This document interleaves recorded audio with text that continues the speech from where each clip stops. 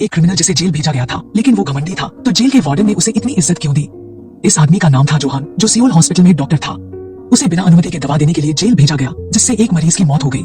लेकिन उसे नहीं लगा कि उसने कुछ गलत किया है। उसकी हैंडसम शक्ल पर मत जाना, लोग उसे सचमुच पागल मानते थे। वो अपने घाव को बिना दवा के खुद सिल रहा था। उसे ऐसा करते देख अन्य कैदियों को बहुत हैरानी हुई। सबने उसे अपना बॉस मान लिया। उसे फेम तब मिला जब उसने जेल में किसी की जान बचाई।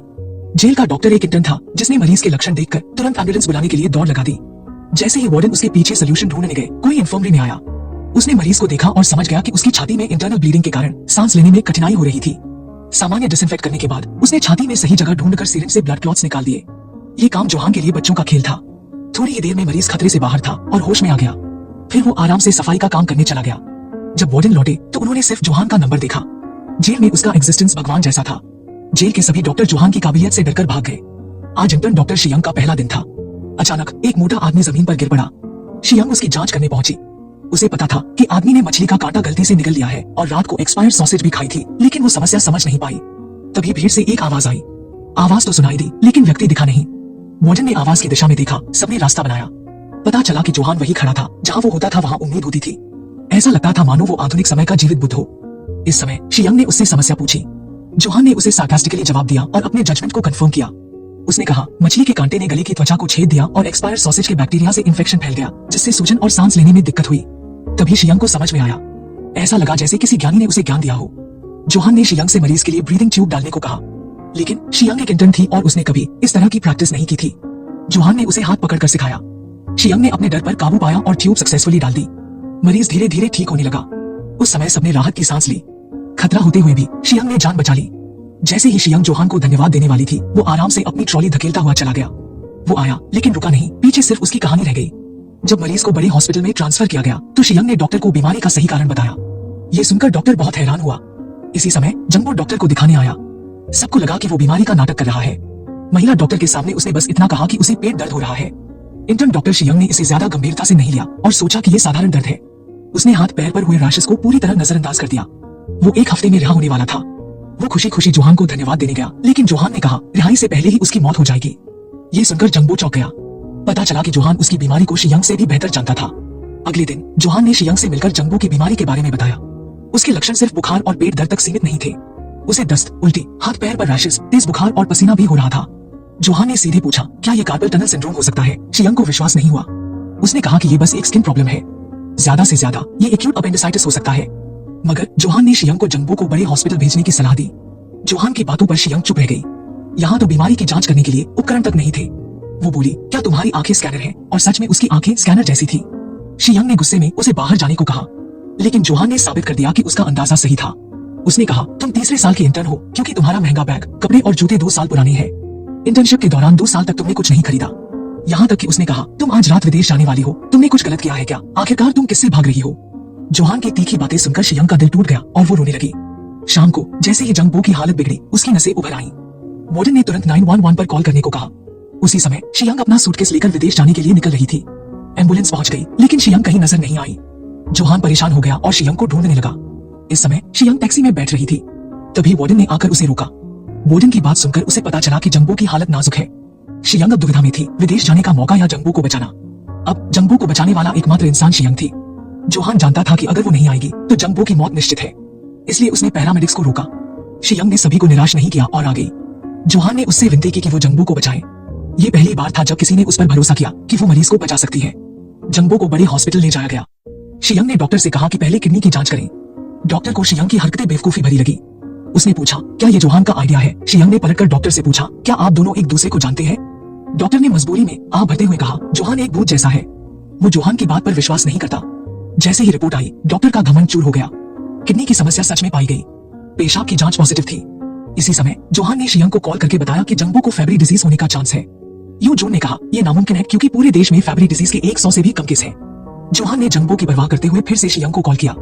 उसने कहा, डॉक्टर से किडनी बायोप्सी करवाने को कहो। साथ ही ये भी जांचने को कहा कि क्या जंगबो के परिवार में किसी को कोई जेनेटिक बीमारी थी। असल में शियंग को आज विदेश जाना था, लेकिन अब जोहान ने उसे उलझा दिया। शियंग ने उसे जंगबो के साथ भेजने का कारण पूछा। जोहान ने जवाब दिया कि उसने वार्डन से कहा था कि वो डॉक्टर को दिखाने के लिए जंगबो को ले जाए। अगर वार्डन ने डॉक्टर को कहा होता कि जंगबो को फेब्री डिजीज है, तो डॉक्टर उस पर यकीन नहीं करते। इस वजह से इलाज टाल दिया जाता। सबसे अच्छा होगा कि मरीज की जांच और इलाज किया जाए। बहुत सोचने के बाद पता चला कि जोहान चाहता था कि शियंग उसके लिए ये जानकारी डॉक्टर तक पहुंचाए। जोहान बेशर्म था। उसने शियंग से यह भी कहा कि वो पूरे देश में फेब्री डिजीज का इलाज और इमिटेटिव ढूंढे। शियंग ने पूरी रात बड़े अस्पतालों में कॉल करके जानकारी जुटाई। आखिरकार उसकी मेहनत रंग लाई। शियंग को इलाज मिल गया। वो खुशी खुशी डॉक्टर के पास गई, लेकिन यूजून ने उसे डांटा। उसने कहा उसने कभी मरीज का गलत डायग्नोसिस नहीं किया। इस बार भी जंबो भी एक्सेप्शन नहीं था। यूजून अपने आप पर बहुत गर्व करता था और काफी आत्मविश्वास से भरा था। शियंग अब भी जोहान की बात पर विश्वास कर रही थी, इसलिए उसने जल्दी से दवा लाकर मरीज को उम्मीद दी। अगले दिन यूजून किडनी बायोप्सी रिपोर्ट लेकर शियंग के पास आया। रिपोर्ट में दिखाया गया कि कोई स्ट्राइशंस नहीं पाए गए। इससे यह साबित हुआ कि जंबो को फेब्री डिजीज नहीं है। इस समय यूजून ने शियंग से कहा, उसे जोहान ने मूर्ख बना दिया। जोहान के जेल जाने के कारण का पता लगाने के लिए शियंग भारी बारिश में जेल वापस दौड़ पड़ी। उसने जोहान की फाइल खोली और उसकी आंखें फटी की फटी रह गईं। पता चला कि उसे यूथनेशिया के लिए दोषी ठहराया गया था। उसने मरीज को शांतिपूर्वक मरने के लिए सेडेटिव्स की ओवरडोज दी थी। इसीलिए प्रोसिक्यूटर ने उसे इच्छा मृत्यु का दोषी मान लिया। इसी वजह से उसे 3 साल की जेल हुई। जब शियंग अभी भी सदमे में थी, जोहान कमरे में चला आया। शियंग ने उससे कहा, जंबो को फेब्री बीमारी नहीं है, उसे बस किडनी स्क्लेरोसिस है। डॉक्टर का इलाज का प्लान स्टेरॉइड इंजेक्ट करना था। जोहान को पता था कि स्टेरॉइड का इंजेक्शन किडनी फेलियर के प्रोसेस को तेज कर देगा। जोहान बोलने ही वाला था, पर शियंग ने उसे बीच में ही रोकते हुए कहा, उसने मरीज को मरने दिया और उसकी जिंदगी एक झटके में खत्म कर दी। उसने उसे डॉक्टर बनने के लायक नहीं समझा। इस पर जोहान ने अनएक्सपेक्टेडली मुस्कुराते हुए कहा, वो अभी भी मानता है कि उसका डिसीजन सही था और उसे कोई पछतावा नहीं है। फिर जोहान ने पूछा, क्या तुमने भी एक मरीज को मरने देने का फैसला नहीं किया था? अचानक शियंग को पुरानी यादें याद आई। वो एक मरीज को बचा नहीं पाई थी और वो मरीज जो मरने वाला था उसका पिता था। यही वजह थी कि वो यहाँ से भागकर विदेश जाना चाहती थी। जोहान ने अपनी बात जारी रखी। एक डॉक्टर जो मरीज को दर्द में तड़पते हुए देखता है और उसे इससे बचा नहीं पाता, उसका यही एकमात्र उपाय है कि वो उनके दर्द को खत्म कर दे। इस पर आंसुओं से भरी शियंग धीरे धीरे शांत हो गई। जोहान ने शियंग से कहा कि अभी के मरीज जंबो को बचा लो। तभी एक संदेश आया। जंबो गायब हो गया था। शियंग तुरंत उसे ढूंढने दौड़ी। दरवाजे पर पहुंचकर उसने जोहान को देखा। इस समय जोहान अब भी अपने अंदाजे पर यकीन कर रहा था। उसने शियंग से कहा, शियंग, यूजून के साथ वापस हॉस्पिटल जाओ और जल्दी से जंबो को ढूंढो। आखिरकार उन्होंने जंबो को हॉस्पिटल की छत पर पाया। सौभाग्य से यूजून ने अहम पल में जंबो को पकड़ लिया। इस पल वो मौत के मुंह से बच गया। छत पर खड़े होने की वजह ये थी कि फेब्री डिजीज के कारण जंबो को हैलुसिनेशन हो रहे थे। इसलिए शियंग ने यूजून से एंजाइम टेस्ट दोबारा करने की गुजारिश की, लेकिन यूजून ने साफ इनकार कर दिया। शियंग को पक्का यकीन था कि मरीज को फेब्री डिजीज है। उसने यूजून से जोर देकर एंजाइम टेस्ट करने के लिए कहा। यूजून अभी भी अपने फैसले पर भरोसा करता था। साथ ही वो जिम्मेदारी से बचना चाहता था और मरीज को बड़े हॉस्पिटल में ट्रांसफर करने का प्लान बना रहा था। इसलिए उसने शियंग को वार्ड से बाहर निकाल दिया।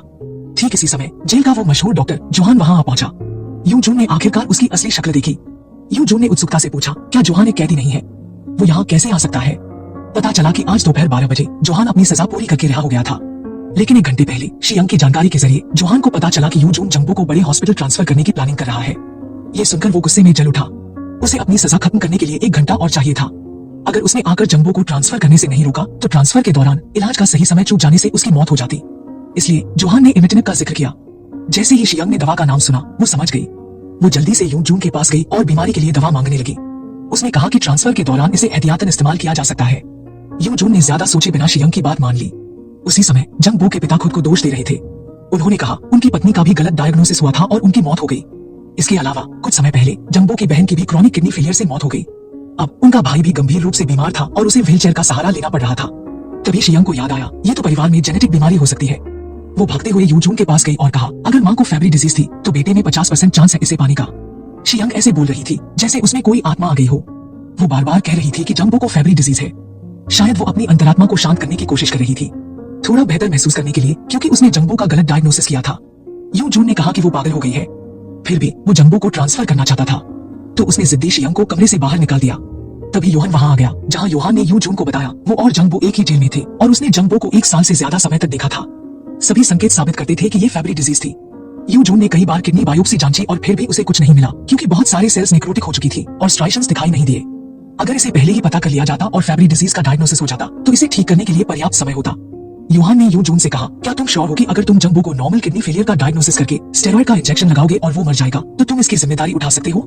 इस समय यूजून को लगा कि योहान उसे डराने की कोशिश कर रहा है। जब वे दोनों बहस कर रहे थे, शियंग ने ट्रे पर रखी दवा देखी और खुद ही जंबो को इंजेक्शन देने का फैसला किया। यूजून ने तुरंत उसे रोका, जिससे शियंग फिसल गई और दवा गिर गई। सौभाग्य से योहान ने दवा को पकड़ लिया और उसे मरीज को वहीं इंजेक्ट करने लगा। लेकिन अब उसके पास मेडिकल लाइसेंस नहीं था, इसलिए अगर उसने खुद दवा इंजेक्ट की तो ये इलीगल एक्ट होता। इसलिए योहान ने सिरिंज शियंग को दी और उसे इशारा किया कि वो इसे करे। शियंग ने बिना झिझके दवा इंजेक्ट कर दी। यूजून ने उससे पूछा, क्या तुम इसकी जिम्मेदारी ले सकती हो? शियंग ने न केवल कहा कि वो ले सकती है, बल्कि वही शब्द दोहराए जो योहान ने उसे बताए थे। मरीज दर्द में इसलिए है क्योंकि डॉक्टर ने कुछ नहीं किया, इसलिए वो दर्द में है। अगर डॉक्टर दर्द का इलाज नहीं कर सकता तो उसे मरीज के दर्द को खत्म करने में मदद करनी चाहिए। उसी समय जंबो का भाई और पिता वार्ड में आ गए। अपनी बहन और माँ की तरह वे जंबो की मौत सहन नहीं कर सकते थे। उन्होंने रोते हुए डॉक्टरों से जंबो को किसी भी कीमत पर बचाने की गुहार लगाई। परिवार की सहमति मिलने के बाद शियंग और यू जून ने जंबो की स्थिति दोबारा जांची। नतीजे चौंकाने वाले थे। जंबो को सच में फैबरी सिंड्रोम डायग्नोस हुआ। सही डायग्नोसिस के बाद जंबो को आखिरकार बचा लिया गया। योहान भी विनम्रता से कार में बैठा और हॉस्पिटल से चला गया। शियंग ने पूरी कोशिश की उसे रोकने की, लेकिन वो उसे पकड़ नहीं पाई। लेकिन अगले दिन शियंग ने फिर से योहान को सियोल के बड़े हॉस्पिटल में देखा। वे टीचर और स्टूडेंट बन गए। कौन ऐसा होगा जो पब्लिक ओपिनियन की परवाह किए बिना एक ऐसे डॉक्टर को प्रोफेसर बनाएगा जिसने मरीज की जान ली हो? ये कोई और नहीं बल्कि शियंग की मां थी। डॉक्टर योहान का इरादा था कि वो मरीज के दर्द को खत्म करना चाहता था, इसलिए उसने उन्हें अधिक मात्रा में सेडेटिव्स इंजेक्ट किया जिससे उनकी शांतिपूर्ण मौत हो सके। योहान के नजरिए से उसने कुछ भी गलत नहीं किया, लेकिन चालाक प्रोसिक्यूटर सुकी उसे लगातार परेशान करता रहा। उसने यहाँ तक कि छिपे हुए कैमरे लगाए और योहान की हर हरकत पर नजर रखी, उसे पकड़कर फिर से जेल भेजने के लिए। इस समय वो चिंतित था कि योहान का बैकग्राउंड सियोल के सबसे बड़े हॉस्पिटल की मेज पर है। ब्यूटीफुल डिपार्टमेंट हेड ताई क्यूंग ने योहान को ऑर्थोपेडिक्स डिपार्टमेंट में प्रोफेसर के रूप में इनवाइट करने और पूरे हॉस्पिटल का फेस बनाने का फैसला किया। क्यों एक ऐसे व्यक्ति को इनवाइट किया गया जिसकी मर्डर हिस्ट्री थी? ये सवाल खड़ा हुआ। निश्चित रूप से ऑब्जेक्शंस थे और क्वन सेओक ने इस पर आपत्ति जताई। उसने कहा कि योहान एक हत्यारा है, लेकिन ताई क्यूंग ने उसकी काबिलियत पर पूरा भरोसा जताया। पिछले साल जब इच्छा मृत्यु का कानून लागू नहीं हुआ था, तब दर्द से संबंधित बीमारियों के इलाज के लिए योहान ने मेडिकल कम्युनिटी में एक्स्ट्राऑर्डिनरी रेपुटेशन प्राप्त की थी। योहान की काबिलियत उसके नाम के लायक थी। ऑर्थोपेडिक्स विभाग में प्रोफेसर की भूमिका के लिए उससे ज्यादा सूटेबल कोई नहीं था। उपस्थित डॉक्टरों ने भी ये कहकर सहमति जताई कि योहान एक मेडिकल जीनियस है, लेकिन क्वन सेओक अभी भी विरोध में था। पता चला योहान का क्रिमिनल रिकॉर्ड था और वो बड़े हॉस्पिटल में सिर्फ एक लड़की की वजह से दाखिल हो सका, ताई क्यूंग की टीचर। यहाँ तक कि टीन आई मून के पास भी इस पर कुछ कहने को नहीं था। साथ ही ताई क्यूंग ने घोषणा की कि वो अपनी बेटी शियंग को हॉस्पिटल में वापस आने और अपनी इंटर्नशिप जारी रखने की अनुमति देगी। अचानक पूरा ऑडिटोरियम चर्चा से भर गया। उसने कहा शियंग ने साइकोलॉजिकल ट्रीटमेंट लिया था, लेकिन उसने ताई क्यूंग की उम्मीदों को निराश नहीं किया। वो अपने पिता को बचाने में असफल होने के सदमे से उबर पाई थी। जब वो और शियंग पहाड़ पर चढ़ रहे थे, रस्सियां फिसल गईं और वे खाई में गिर गए। उसकी कमर एक चट्टान से टकराई। जब उसने आईसू को पाया तो उसकी नब्ज बहुत धीमी थी। उसने अपने पिता को पलटकर देखा और पाया कि उनके पेट से बुरी तरह खून बह रहा था। घबराहट में शियंग ने अपने फोन से 911 पर मदद के लिए कॉल करने की कोशिश की, लेकिन उसका फोन खराब हो गया और कॉल नहीं हो पाई। उसने ऐसा दिखाने का नाटक किया जैसे कॉल कर रही हो, ताकि उसके पिता को थोड़ा भरोसा मिले। समय धीरे धीरे बीत रहा था। आसमान पूरी तरह काला हो गया और भारी बर्फ गिरने लगी। शियंग ने अपने पिता को उठाया और कहा वो इस जगह से निकलना चाहती है। आईसू, जो अपनी हालत नहीं समझ पा रहा था, बोला बस इंतजार करो, रेस्क्यू टीम यहाँ जल्दी पहुंच जाएगी। तभी उसने अपने पिता को बताया कि कोई भी उन्हें बचाने नहीं आएगा। अब वे सिर्फ खुद पर ही भरोसा कर सकते थे। आईसू जानता था कि वो अब और नहीं टिक सकता, इसलिए उसने शियंग से अपनी हालत के बारे में पूछा। वो रोते हुए बोली कि उन्हें ग्रेड 10 फ्रैक्चर हुआ है। इस पर उसने कांपते हुए कहा, शियंग, अपने पिता की बात सुनो और अपने खून से सने हाथ छोड़ दो। आईसू बेहोश हो गया। अब वो हॉस्पिटल में कोमा में पड़ा हुआ था। उसकी बहन मीरे को लगता था कि ये शियंग की गलती थी, क्योंकि उसने अपने पिता को बचाने की कोशिश छोड़ दी थी। इस वजह से वो उससे नफरत करती थी। इसने शियंग की मेंटल स्टेट को और खराब कर दिया। वो खुद को दोषी महसूस कर रही थी और अपनी हालत का सामना करने की हिम्मत नहीं जुटा पा रही थी, जिसने आईसू को बिस्तर पर ला दिया। वो वास्तविकता की निंदा से बचना चाहती थी। वो यहाँ तक कि डॉक्टर की नौकरी छोड़ने का भी मन बना चुकी थी, जब तक कि उसने योहान से मुलाकात नहीं की। योहान ने कभी किसी मरीज को नहीं छोड़ा। उसे 3 साल पहले हुई घटना का कभी पछतावा नहीं था, क्योंकि उसने जो कुछ भी किया वो मरीजों को बेहतर महसूस कराने के लिए था। इसलिए योहान से सकारात्मक रूप से प्रभावित होकर शियंग ने अपनी मेडिकल करियर को जारी रखने का संकल्प लिया। जिस बात की शियंग ने उम्मीद नहीं की थी वो ये थी कि योहान उसका मेंटर बनेगा। शियंग ने तुरंत उसके प्रति अपने पहले के स्टांस को बदल लिया। हालांकि वे वास्तव में करीब नहीं थे और अलग माहौल में थे, इसलिए उन्होंने ज्यादा बात नहीं की। तभी जंग वू ने उन्हें रोका। उसने कहा कि कोरियाई बॉक्सिंग चैंपियन ह्यूंग वू ऑप्थेल्मोलॉजी डिपार्टमेंट में है और योहान की ओर इशारा किया। जैसे ही उनकी मुलाकात हुई, योहान ने तुरंत उसकी पट्टी खोल दी। ऐसा लग रहा था जैसे वे पहले मिल चुके हों। पता चला कि कल के बॉक्सिंग मैच में ह्यूंग वू बढ़त बना रहा था, लेकिन अचानक गिर पड़ा। डिपार्टमेंट के डॉक्टर योहान का नाम लेते ही कांपने लगे। वे उसका सम्मान करते थे, लेकिन दूरी बनाए रखते थे। इसके बावजूद ताई क्यूंग ने उसे वहां काम करने के लिए आमंत्रित किया था। उसकी असाधारण काबिलियत को देखते हुए हैरानी की बात यह थी कि अपने पहले दिन उसने अपना परिचय नहीं दिया। इसके बजाय वो सीधे बोर्ड पर लिखने लगा। उसने ह्यूंग वू की आंख के बाहरी कोने को काटने और ऑप्टिक नर्व के दबाव को कम करने के लिए सर्जरी समझानी शुरू की। क्वन सेओक, जो हमेशा योहान का विरोध करता था, हंस पड़ा। यहाँ तक कि डॉक्टर यून जंग भी उलझन में थे। उन्होंने कहा, अगर ये आंख की समस्या है तो ये स्पष्ट रूप से ऑप्थेल्मोलॉजिस्ट की जिम्मेदारी है, न कि पेन मैनेजमेंट डिपार्टमेंट के योहान की। पता चला कि कल की बॉक्सिंग मैच के दौरान ह्यूंग वू रिंग में अपना दबदबा बनाए हुए था, लेकिन अचानक वो कमजोर पड़ गया और उसके प्रतिद्वंद्वी ने उसकी आंख पर जोरदार किक मारी। वो साफ नहीं देख पा रहा था। उसकी आंखों के सामने अंधेरा छाने लगा। संजोग से योहान वहीं था और उसने सब कुछ देखा। उसने ह्यूंग वू से तुरंत ऑप्थेल्मोलॉजी विभाग में जाने को कहा, वरना वो अंधा हो जाएगा। लेकिन ह्यूंग वू रिंग छोड़ नहीं सकता था। उसकी प्रतिष्ठा और गौरव दांव पर लगे थे। जैसे ही योहान जाने वाला था, ह्यूंग वू ने उसे वापस बुलाया और वहीं रिंग में सर्जरी करने को कहा। एक ने बोलने की हिम्मत की, दूसरे ने करने की। योहान ने बिना झिझक स्टाफ से डिसइंफेक्टेंट, मेडिकल क्लैम्प्स, पोविडोन और लिडोकेन लाने को कहा। उसने ह्यूंग वू से कहा, मैं ना तो ऑप्थेल्मोलॉजिस्ट हूँ और ना ही सर्जन, मैं बस अभी जेल से बाहर आया हूँ। ह्यूंग वू को कोई चिंता नहीं थी, उसे लड़ाई जीतनी थी। तो योहान ने सीधे उसकी आंख खोलकर ब्लॉकेज को हटा दिया। अगले दिन ह्यूंग वू हॉस्पिटल में धूप का चश्मा पहनकर और इंजर्ड पैर के साथ आया। सच ये था कि वो अभी भी धुंधली दृष्टि से जूझ रहा था। जैसे ही वो पहुंचा, उसने योहान की ओर इशारा किया जिसने कल उसकी सर्जरी की थी। उनकी मुलाकात में ऐसा महसूस हुआ जैसे वे सबसे अच्छे दोस्त हों। योहान ने बिना देरी के अपनी पट्टी हटा दी और ऑप्थेल्मोलॉजिस्ट की टॉर्च लेकर स्थिति जांचने लगा। मेल डॉक्टर ने योहान को क्रिटिसाइज किया क्योंकि उसने ह्यूंग वू पर खुद सर्जरी करके नियमों का उल्लंघन किया। अगर कुछ गलत हो जाता तो इसकी जिम्मेदारी कौन लेता? योहान ने डॉक्टर के सवाल को नजरअंदाज कर दिया। उसने पूछा, क्या ह्यूंग वू की आंख के अंदर का प्रेशर जांचा गया? उसकी पुतलियां सामान्य रूप से प्रतिक्रिया दे रही हैं और क्या उसकी दृष्टि साफ है? सभी आवश्यक जांचों के नतीजे सामान्य थे। हालांकि ह्यूंग वू ने धुंधली नजर और चक्कर आने की शिकायत की, जो सबसे इंपॉर्टेंट डेटा था। योहान बहुत बारीकी से काम करता था और उसने कोई भी संकेत नजरअंदाज नहीं किया। इसीलिए अपने पहले दिन उसने अपना परिचय देने के बजाय मरीज को प्राथमिकता दी और सभी से बीमारी के कारण पर चर्चा की। हालांकि उसे खून से का विरोध झेलना पड़ा। तभी पूरे हॉस्पिटल में एक नोटिस आया कि ह्यूंग वू की नजर पूरी तरह ठीक हो गई है। लेकिन योहान ने बताया ह्यूंग वू को हल्का डायबिटीज है। कभी कभी उसे बिना किसी कारण चक्कर आते थे और वो धुंधली दृष्टि से जूझता था, जो जल्दी ही ठीक हो जाती थी। योहान ने अन्य डॉक्टरों से पूछा, क्या ये भी सामान्य स्थिति नहीं है?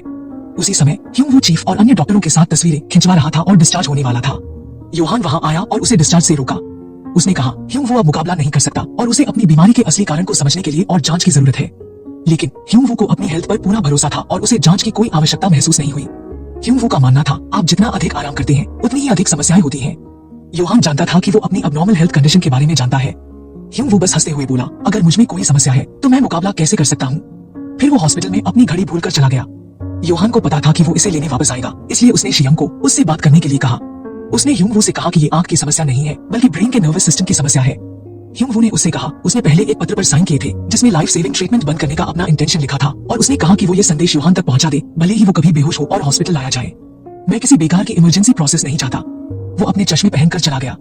समय की अहमियत को समझते हुए शियांग उसके पीछे दौड़ी और उससे जांच के लिए रुकने की विनती की। लेकिन ह्यूंग वू घमंडी था और उसकी बातों को नजरअंदाज कर गया। जैसे ही वो सीढ़ियों से नीचे जा रहा था, अचानक उसके पैरों में ताकत खत्म हो गई और वो गिर पड़ा। डॉक्टर ने कहा, ब्रेन के सीटी स्कैन में कुछ असामान्य नहीं दिखा, केवल एक लंबर डिस्क हर्निएशन था। उन्होंने कहा कि ह्यूंग वू को इलाज के लिए ऑर्थोपेडिक विभाग में ट्रांसफर किया जाना चाहिए। तभी डॉक्टर योहान वहां आया और उनकी बातचीत में इंटरफेरेंस किया। उसने शक जताया कि ह्यूंग वू को न्यूरोलॉजिकल बीमारी है, न कि ऑर्थोपेडिक चोट। अगर उसकी लंबर डिस्क हर्निएट होती तो वो अचानक चक्कर और धुंधली दृष्टि का कारण नहीं बनती। योहान ने सीधे ह्यूंग वू से कहा, तुम्हें न्यूरोलॉजिकल समस्या है और जल्द से जल्द इसकी जांच करना जरूरी है। लेकिन ह्यूंग वू ने उसकी बात पर विश्वास नहीं किया। वो मेल डॉक्टर की ओर मुड़ा और उससे अपने पैर की चोट का इलाज करने को कहा। उसकी हालत गंभीर हो रही थी और डॉक्टर ने कहा, परिवार के किसी सदस्य को फैसला लेना होगा। परिवार का जिक्र होते ही ह्यूंग वू अचानक चिड़चिड़ा हो गया। ऐसा लग रहा था कि वो कुछ छुपा रहा है। योहान ने डिपार्टमेंट के डॉक्टरों को बुलाया और ह्यूंग वू की बीमारी का कारण ढूंढने को कहा। शियंग ने ये खोजा कि ह्यूंग वू हाल ही में दक्षिण अफ्रीका के सफारी ट्रिप पर गया था। वहां लगवाई गई वैक्सीन ने उसकी नर्व सेल्स को नुकसान पहुंचाया हो सकता है, जिससे 182 पार्टीशन सिंड्रोम का कारण बना। शियंग की सूझबूझ ने योहान को एक और सुराग दिया। ह्यूंग वू को ऑप्टिक न्यूराइटिस हो सकता है। जब वे खा रहे थे, शियंग ने योहान को बताया कि ह्यूंग वू के गिरने का कारण उसके पैर के दर्द या मांसपेशियों की कमजोरी जैसी लग रही थी। योहान ने टेबल पर अपनी उंगलियां टैप की और उसे अचानक इंस्पिरेशन मिली। कई संकेत ये दिखा रहे थे कि ह्यूंग वू अपनी बीमारी को छुपा रहा है। इसी समय ह्यूंग वू ने चीफ आई मून और डिपार्टमेंट हेड ताई क्यूंग से मुलाकात की। उसने उनसे शिकायत की कि योहान उसका इलाज रोक रहा है। उन्होंने योहान और शियंग को ढूंढा और उन्हें बिना अनुमति के कार्रवाई करने के लिए डांटा। उन्होंने कहा, अगर किसी तरह का अनकंट्रोल्ड रिजल्ट हुआ तो ह्यूंग वू एक पब्लिक फिगर है। अगर उसने हॉस्पिटल पर मुकदमा किया तो इससे उनकी रेपुटेशन को निश्चित रूप से नुकसान होगा। आई मून ने योहान से पूछा, क्या तुम वही रास्ता फिर से अपनाना चाहते हो जो 3 साल पहले लिया था? योहान ने समझाया, अगर वे मुझ पर अभी भी शक करते हैं तो मेरे पास यहाँ रहने की कोई वजह नहीं है। इससे मेल डॉक्टर और भी ज्यादा चिढ़ गया और उसने आरोप लगाया कि योहान कुछ भी नहीं कर रहा है। उसने कहा, उसने पहले ही सभी जरूरी जांचें की हैं और नतीजों में कुछ भी असामान्य नहीं दिखा। दिन के दौरान ह्यूंग वू ने हॉस्पिटल के फैसले के खिलाफ विरोध कर रही भीड़ को देखा, जिसमें योहान को डॉक्टर के रूप में नियुक्त किया गया था। उसने योहान से अकेले मिलने का फैसला किया और पूछा, तुम मेरी लड़ाई में क्यों आए थे? योहान ने उसे बताया कि वो रिंग में होने वाले दर्द, हड्डी टूटने, मांसपेशी फटने और सेंट्रल नर्वस सिस्टम को हुए नुकसान को अनुभव करने और समझने आया था। इस दर्द को खुद अनुभव करने से वो मरीजों के दर्द को मैनेज करने में मदद कर सकता था। ह्यूंग वू ने तभी माना कि वो दक्षिण अफ्रीका गया था और वहां बेहोश हो गया और हॉस्पिटल के बिस्तर पर पड़ा रहा, हिलने डुलने में असमर्थ, धुंधली नजर के साथ। वो केवल वेंटिलेटर की मदद से सांस ले सकता था। ह्यूंग वू ने अपना जीवन जीतने और रिकॉर्ड तोड़ने में डेडिकेट कर दिया था। वो हॉस्पिटल के बिस्तर पर पूरी जिंदगी बिताने के डर को स्वीकार नहीं कर सकता।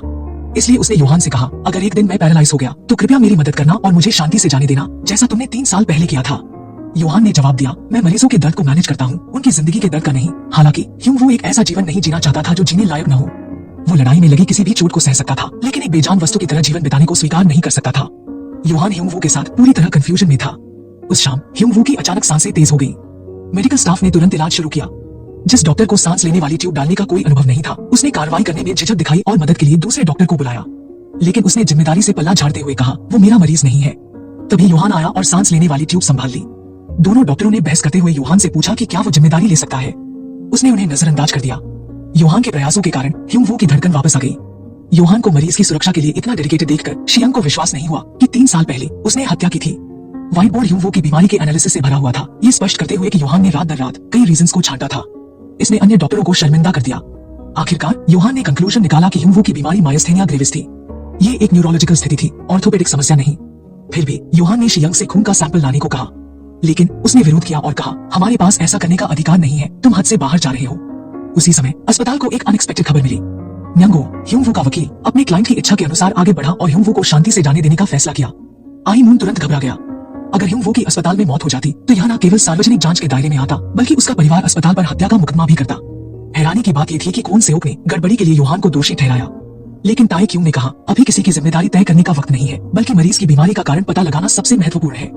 जल्द ही ह्यूंग वू के पिता ने अस्पताल से विनती की कि वह उनके बेटे का इलाज करे, चाहे इसमें कितनी भी कीमत क्यों न लगे। लेकिन ह्यूंग वू की पत्नी ने कहा, ये मेरे या उनके पिता की बात नहीं है, बल्कि खुद ह्यूंग वू की इच्छा है। उनका जीवन का नजरिया ये था कि ह्यूंग वू एक चैंपियन था और वो अपनी बाकी जिंदगी अस्पताल के बिस्तर पर बिताने को स्वीकार नहीं कर सकता था। लेकिन उसका जिद्दी पिता इस बात पर अड़ा रहा कि अस्पताल को उसके बेटे को बचाने के लिए हर संभव प्रयास करना चाहिए। परिवार की सहमति मिलने के बाद ही सही इलाज शुरू किया जा सकता था। लेकिन बीमारी का कारण अब भी अज्ञात था। न्यांगो ने अस्पताल को आदेश दिया कि वो योहान को ह्यूंग वू का इलाज करने से रोके। योहान का दिल गुस्से और फ्रस्ट्रेशन से जल रहा था। उसके पास स्किल्स है और वह ह्यूंग वू की सिचुएशन को जानता था, लेकिन उसे इलाज करने से रोका गया। दूसरे डॉक्टर ने ह्यूंग वू को गंभीर निमोनिया बताया, जिससे सांस लेने में विफलता हो रही थी। वेंटिलेटर हटाने से पहले उचित एंटीबायोटिक्स देना जरूरी था। उसके पिता ने उसे एनकरेज किया और उसकी बेटी ने ताकत के लिए उसका हाथ पकड़ा। केवल योहान का दिल भारी था। वो लगातार ह्यूंग वू की जांच रिपोर्ट को रिव्यू कर रहा था। अचानक उसने प्रिस्क्रिप्शन में ब्लू लेवोथायरोक्सिन देखा। अगर डायग्नोसिस निमोनिया था तो ब्लू लेवोथायरोक्सिन का इंजेक्शन उसकी स्थिति को और खराब कर सकता था। ये पता करने के बाद योहान मेडिसिन रूम की ओर भागा और मायस्थेनिया ग्रेविस के लिए इलिन क्लोराइड का टेस्ट लिया। वो ह्यूंग वू के कमरे में गया, लेकिन शियांग ने उसे रोका और कहा, अगर ये मरीज के लिए है तो समय बर्बाद मत करो। योहान तुरंत कमरे में गया, लेकिन ड्यूटी डॉक्टर ने सार्कास्टिक टोन में पूछा, तुम कौन हो? जैसे ही डॉक्टर ने योहान का नाम टैग देखा, उसका हाव भाव बदल गया और उसने कहा, तुम्हें यहाँ इंटरफेरेंस करने की जरूरत नहीं है। इसी बीच मरीज के हाथ और पैर अचानक बेकाबू हो गए और उसका ब्लड प्रेशर गिरने लगा। हर कोई बेहद तनाव में आ गया। इस समय डॉक्टर को समझ आया कि मरीज के ब्रेन का स्कैन करना जरूरी है और समय बर्बाद करने की गुंजाइश नहीं है। योहान ने इलिन क्लोराइड निकाला और टेस्ट के लिए अनुरोध किया। डॉक्टर ने फिर भी उसे रोका और कहा, अगर इलिन क्लोराइड फेल हो गया तो मरीज को हार्ट अरेस्ट हो जाएगा। क्या तुम इसकी जिम्मेदारी ले सकते हो? योहान ने ह्यूंग वू की ओर मुड़कर पूछा, क्या तुम मुझे कोशिश करने की अनुमति दोगे? योहान की चिंता देखकर ह्यूंग वू ने उसकी बात मान ली। योहान ने जल्दी से इलिन क्लोराइड टेस्ट सॉल्यूशन इंजेक्ट किया। सभी की सांसें थम गईं। आखिरकार ह्यूंग वू की उंगलियों की नसें फिर से काम करने लगी और उसकी दिल की धड़कन और ब्लड प्रेशर सामान्य हो गए। अब पूरा परिवार राहत की सांस ले सका। इससे साबित हुआ कि योहान का शक सही था। अंत में डॉक्टर का डेडिकेशन न केवल मरीज की जान बचा सका, बल्कि पूरे परिवार को भी बचा लिया। यहाँ तक आपको स्टोरी अच्छी लगी तो वीडियो को लाइक करें, नेक्स्ट पार्ट के लिए कमेंट करें और चैनल को सब्सक्राइब करें। मिलते हैं अगली वीडियो में।